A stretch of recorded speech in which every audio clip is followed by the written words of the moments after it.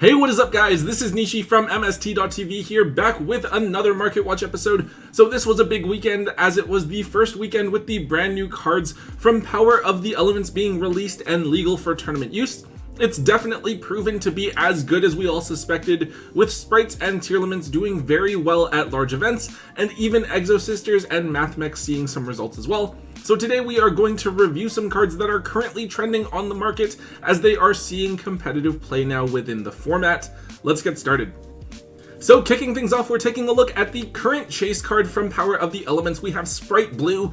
Sprites were tier 0 in the OCG, and while they're not like dominating 80% of the metagame here, they are still a really solid tier 1 strategy that has seen a lot of competitive success over the weekend. Its effect is pretty simple. This card just searches for another sprite monster from your deck when it's special summoned. That's all you really need it to do.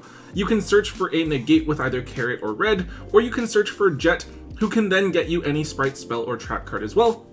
I think that sprites are doing about as well as everyone expected, and in all honesty, I'm expecting them to continue to perform just as well moving forward.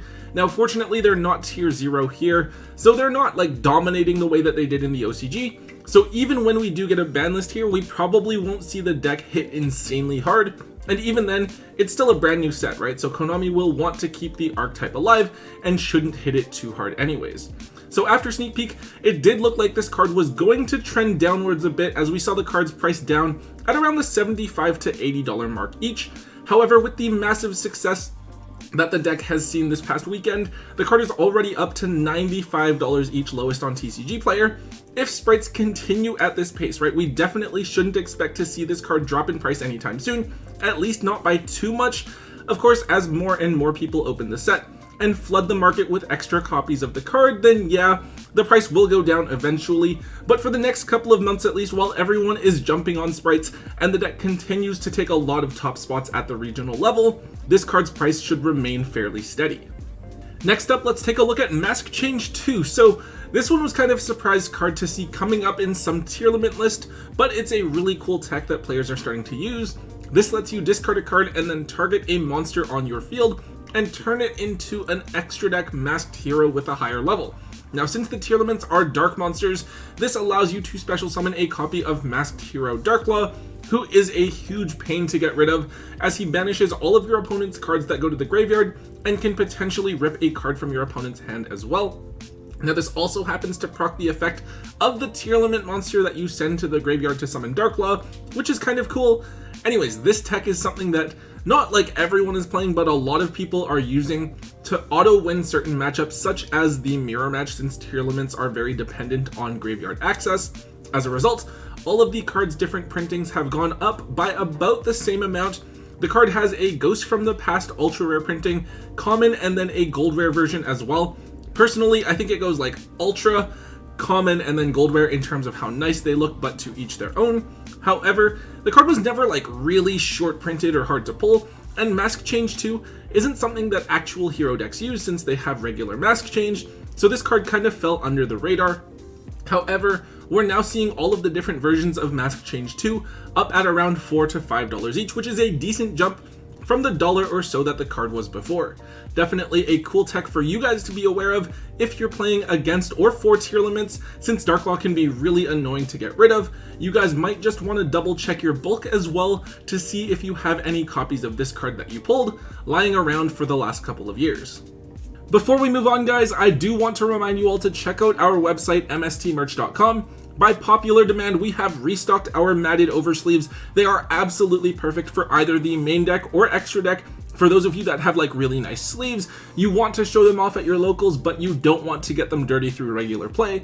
We also have some MST.TV branded sleeves for those of you that are really hardcore fans of the channel and want to show us your support. And if you haven't already checked them out, the Carbon Series white sleeves are without a doubt some of the best that are available on the market. They're incredibly smooth and durable at the same time, perfect for tournament play. So before you guys leave, do yourselves a favor and check out our website, MSTmerch.com. Speaking of Tearlaments, the next card we absolutely have to talk about here is King of the Swamp. So I remember when we were first talking about Tearlaments, people were like, oh yeah, maybe they'll just tech in a copy of King of the Swamp sometimes just in case. However, it now seems like King of the Swamp is a staple in most tier limit lists. It can search for a copy of Polymerization, which is really important to be able to start fusion summoning if you happen to mill poorly. It also facilitates making Millennium Eyes Restrict, who is a very key extra deck option to help you play around hand traps. Now, I believe we did talk about this card a couple of months ago when people first started noticing it, and it was like maybe a $5 to $7 card for most of the time. However, now all versions of the card have shot up like crazy, as a lot of people that saw success with the tier limit deck were actually running this card at 3. For the commons from the legendary decks or Joey's World, or for the rares from Ancient Sanctuary or Dark Revelations 2, you're looking at a minimum of $15 each, and that's for a non-holo version. For the super rares from Fusion Enforcers that a lot of people treated as bulk, those things are somehow like $20 each, and then for the DT copies, those are up at $30 a piece. So yeah, I think a lot of people, including myself, were underestimating how good this card would be in tier limits, so people were probably thinking it would stay down at no more than like $5 to $10 each for any version. However, this is a prime reprint target for something like an OTS tournament pack as either a common or a super, though obviously we don't know if or when that reprint is going to come. Hopefully you guys have a few extra copies of this card lying around somewhere if you guys are wanting to play the deck. On to the next card, we have King Tiger Wang Hu, and no, believe it or not, we are not talking about this card being used in GOAT format, but rather King Tiger Wang Hu could see competitive meta play in 2022. Who thought we'd be saying that ever? So Yassine featured this card in one of his videos, and I think a few different people were talking about this card on Facebook groups and stuff as well. Wang Hu is apparently being talked about as a side deck card to be played against Sprite. So Wang Hu says that any monster, normal or special summoned with 1400 or more attack points while this card on the field is automatically destroyed, which means that for Sprites, they have a really hard time summoning anything out. Also, I think it technically works against Exo Sisters if I remember correctly, since Martha has 1600 attack points, but everything else in the main deck is pretty small. Now, because of the small bit of hype that Wang Hu is seeing right now, the card has actually shot up to around $5 each for any printing of the card. The card still doesn't have any holo printings, it's just the commons and rares from various past sets for now. Wang Hu is pretty old, so a lot of the versions are also probably damaged and difficult to find, especially in near mint condition. The most recent printing of this card is back in one of like the battle packs or something. Anyways, despite some early hype, after the weekend we didn't see any top deck lists running King Tiger Wang Hu in the sideboard or in main deck. It could be that we were just unlucky, but I suspect that with a lot of people playing cards like Infinite Impermanence and Dark Ruler No More, anyone who was trying to steal some wins with Wang Hu probably didn't have a great time. Now, that doesn't mean it won't see success moving forward, but I personally am not particularly sold on this card since it's just a normal summon. That kind of means like your turn is over, and most likely you can't just sit on Wang Hu and expect to win the game, since you couldn't even really do that back in GOAT format either. Now, that being said, I personally think that unless you're playing GOAT format, Wang Hu is a card that you guys should be looking to offload actively as soon as possible while it's seeing some of this random hype. Up next, let's talk about Shaddoll Winda. So Winda is a card that has seen play in multiple formats. Originally, it was used in pure Shaddolls and was incredibly difficult for decks like Burning Abyss to get rid of. It saw play in Invoke Dogmatica, who used App Cologne to get access to Shaddoll Schism, and could just make Winda in the opponent's turn to stun your opponent out. There was the Shaddoll Structure deck where we saw a little bit of a resurgence for this strategy, and then most recently it is now seeing play in the Tier Limit deck, which are being able to fuse Shaddoll monsters using materials from the graveyard, making Winda quite easy to access. Now, typically, we've seen Winda as a one-of in the last couple of formats, but in the last couple days, I have noticed a trend of people playing a slightly larger Shaddoll package in their Tier Limit decks, where they're running 2 copies of Winda alongside a few copies of Shaddoll Fusion. This may seem strange, but Shaddoll Fusion can help to accelerate the deck by getting a Tier Limit into the graveyard, triggering its effect, and also triggering the effect of Beast to draw a card if your opponent has an extra deck monster on the field. But with Tier Limits fusing materials from your graveyard and sending those materials back into the deck, Shaddoll Fusion can potentially function as like a double Foolish Burial as well. So with Winda, the card has a few different printings. The highest rarity version is the secret rare from Shadows in Valhalla, which I personally am really fond of, especially in Euro print. those are around $10 each. We have 2 ultra rare printings of the same art, with the original from Duelist Alliance up at $10, and then the Megaton reprints down at about $7. And finally, we have the alternate arts from the Shaddoll structure deck, which are $5 each. Those are super rares. That doesn't seem like a lot, right? But keep in mind that this card was only like $1 when that structure deck first came out, so it's a significant jump percentage-wise. This card is a fairly big part of why so many players are main decking Dark Ruler No More and Forbidden Droplets, since it's very difficult to out. Depending on the upcoming ban list, expect to see Winda be a piece of end boards that tier limit players are constantly looking to set up. Another card I want to look at very briefly here is Different Dimension Ground. This is a normal strat card with a pretty simple effect. For the rest of the turn, any monster sent to the graveyard is banished instead. This is a card that people are starting to pay attention to as a side deck option against tier limits, who obviously need their graveyard in order to be able to play the game. Now, Dimension Shifter isn't for everyone and can be kind of like inconsistent with having no cards in your graveyard.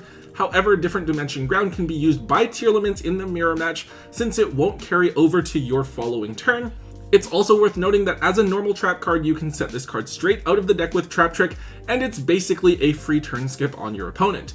In terms of availability, the card has 2 ultra rare printings from Dual Devastator and then one of the Battles of Legend sets, so either ultra rare printing should be well under $1 for now. However, the original super rare printings from Starstrike Blast are of course still fairly difficult to find, and they're going to cost you about $4 to $5 a piece. As always, Yu-Gi-Oh players love hyping up original, high rarity printings of cards, especially from a set like Starstrike Blast, so you might just want to check out what copies you have yourself. If you don't care and just want to play like any shiny version, right? Maybe consider offloading your supers, or at least keep them in your trade binder in case anybody wants to pay up for them, and just be content with playing the ultra rares for now. And finally, the last card we're talking about for today is Fusion Deployment. So yes, this is another card that's seeing some play in tier limits. I'm realizing now that a lot of the stuff we talked about is for tier limits today rather than Sprite or anything else, but I think it's because like so many people already experimented with Sprite as they were tier 0. Oh well, anyways. Fusion Deployment is pretty simple. You reveal a fusion monster from your extra deck and then special summon a monster whose name is specifically listed on that card, but then you're locked into fusions for the turn. So unfortunately, if it says an aqua monster, you can't just summon like any aqua. It has to be the specific name, but in branded tier limits, this gives you 2 different options to summon. You can summon either tier limit Rhinoheart or Fallen of Albaz out of the deck so that you can proc their effects. Now, this is a bit situational. I can see this card being potentially dead sometimes, or like just not good enough. Maybe in like a simplified game state where you really need one of their effects to be online. This card could save you though. Now the card has 3 different holo printings. The original printing is an ultra rare from Eternity Code, and then it has a secret rare reprint from the Megatons. Either of these versions is going to cost you a few dollars each. It also has one other printing, and that is as a super rare from one of the structure decks. It's not as nice as the others, but it's only going to cost you maybe like 50 cents or so. So overall, nothing too crazy, but this card has always been one of those things that just has a ton of potential that never found like the right deck that's able to abuse it. Maybe this card will see more play as the deck evolves and as the format evolves, but for now it's just a card to take note of and take out of your bulk in case the demand goes up for it. Alright guys, that is it for today's episode. As much as we did talk about tier limits, the format really is incredibly diverse. So many different decks being used, different strategies seeing play and being combined with other things. We've been waiting for Power of the Elements for quite a while, and it has definitely been successful at bringing some new life into the game and changing things up. Anyways guys, if you did enjoy today's Market Watch, please make sure that you let me know by hitting that thumbs up button for me. Also make sure you leave a comment in the comment section down below. Let me know what you guys think about the cards we talked about today and what other cards are currently trending on the market so I can cover them in a future episode. Also, if you haven't already, do make sure that you guys hit that subscribe button to get all of the latest and greatest content from both Tombox and myself here on the channel. And until next time guys, don't forget to hold on to your MST.TV.